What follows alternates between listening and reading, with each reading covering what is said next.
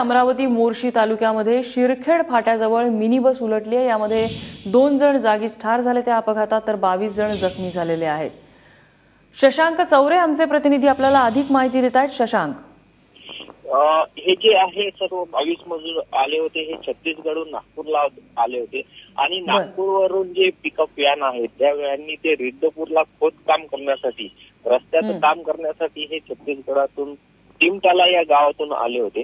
जवळपास 22 लोक हे नागपूरवरून रिद्धपूरला जात असताना मोर्शी आणि चांदूर बाजार रोडवर हा त्यांची पिकअप व्हॅन ती पलटली आणि त्याच्यामध्ये 22 लोक हे गंभीर जखमी झालेले आहेत आणि यामध्ये 2 ठार झालेले आहेत।